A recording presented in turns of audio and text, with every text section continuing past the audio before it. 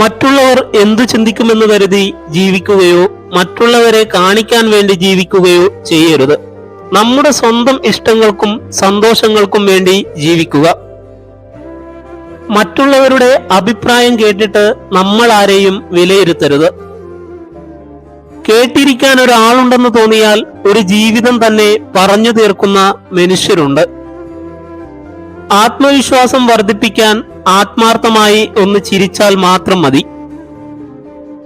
നമുക്കിഷ്ടമുള്ളതൊക്കെയും മറ്റാരെയും നോക്കാതെ മറ്റൊന്നും നോക്കാതെ ചെയ്യാനും അത് ആസ്വദിക്കാനും കഴിയുന്നുണ്ടെങ്കിൽ അത് മാത്രമാണ് സ്വാതന്ത്ര്യം. കോപവും കൊടുങ്കാറ്റും ഒരുപോലെയാണ്.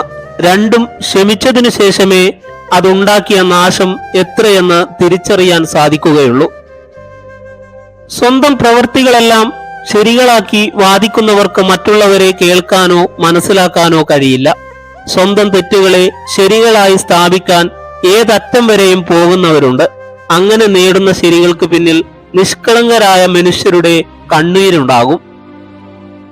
ഒരു കള്ളം കൊണ്ട് നടത്തിയ വിശ്വാസം 1000 സത്യങ്ങൾ കൊണ്ട് പോലും തിരിച്ചെടുക്കാൻ കഴിഞ്ഞെന്നു വരില്ല.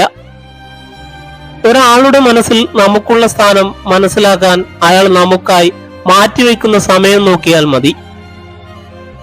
ആർക്കു വേണ്ടിയാണോ നമ്മുടെ ജീവിതത്തിൽ ഏറ്റവും കൂടുതൽ സമയം മാറ്റിവെക്കുന്നത്, പിന്നീട് അവരിൽ നിന്ന് തന്നെയാവും നമുക്ക് അവഗണനയും വേദനയും നേരിടേണ്ടി വരുന്നത്. ആരെയും തരം താഴ്ത്തി കാണരുത്. ചിലപ്പോൾ നമ്മുടെ ചിന്തകൾക്കും കാഴ്ചപ്പാടുകൾക്കും അപ്പുറമാകും ആ വ്യക്തിയുടെ മൂല്യം. ജീവിതം പല വേഷങ്ങൾ തരുന്നു, സ്വപ്നങ്ങൾ പല കാഴ്ചകളും കാട്ടുന്നു. പക്ഷേ സ്നേഹം അത് നല്ല മനസ്സുള്ളവർ തരുന്ന സമ്മാനമാണ്. നിങ്ങൾ നിങ്ങളായിരിക്കുമ്പോൾ സത്യമുണ്ട്, സൗന്ദര്യമുണ്ട്, സന്തോഷമുണ്ട്, സമാധാനമുണ്ട്. താളം തെറ്റിയ ഓരോ മനസ്സിനും പറയാനുണ്ടാകും ആത്മാർത്ഥമായി ആരെയോ സ്നേഹിച്ചു തോറ്റുപോയ കഥ. ചിലരൊക്കെ ജീവിതത്തിൽ വന്നതും പോയതും എത്ര പെട്ടെന്നാണ്. പക്ഷേ തന്നിട്ടു പോകുന്ന ഓർമ്മകൾ വളരെ വലുതാണ്. നമ്മൾ മാറി നിൽക്കുന്നത് കൊണ്ട് ചിലർക്ക് സന്തോഷമുണ്ടെങ്കിൽ അവർ സന്തോഷിക്കട്ടെ, അതല്ലേ നമ്മുടെ സന്തോഷം.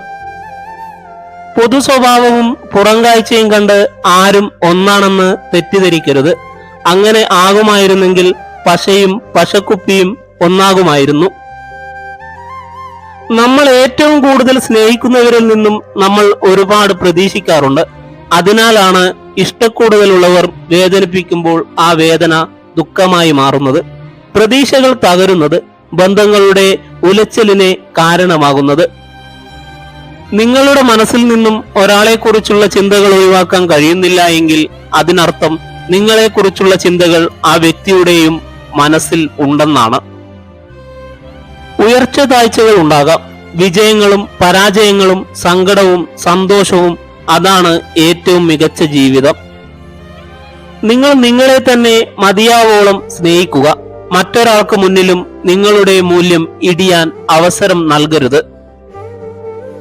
തെറ്റായ പാതയിലൂടെ കൂടുതൽ ആളുകളുമായി നടക്കുന്നതിനേക്കാൾ നല്ലത് നമ്മൾ കണ്ടെത്തിയ നേർവഴിയിലൂടെ തനിച്ചു നടക്കുന്നതാണ്.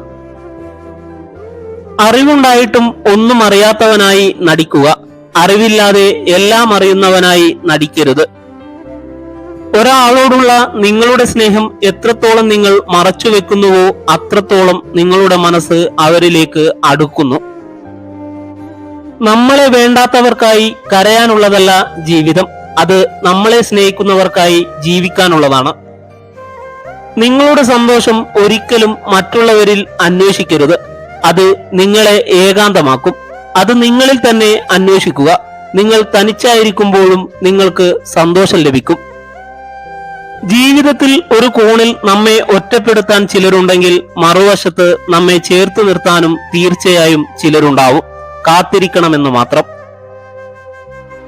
ഒരു സ്ത്രീ നിങ്ങളുമായി എപ്പോഴും തർക്കിച്ചു കൊണ്ടിരിക്കുകയാണെങ്കിൽ അതിനർത്ഥം അവൾ നിങ്ങളെ സ്നേഹിക്കുന്നു എന്നാണ്.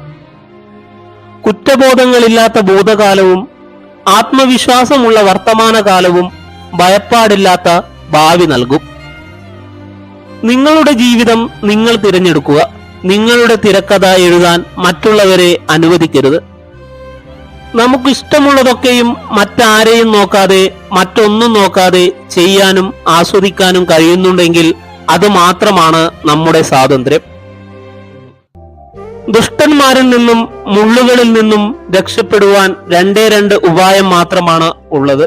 ഒന്നുകിൽ പാദരക്ഷ കൊണ്ട് ചവിട്ടിക്കുക, അല്ലെങ്കിൽ അവരിൽ നിന്നും അകലം പാലിക്കുക.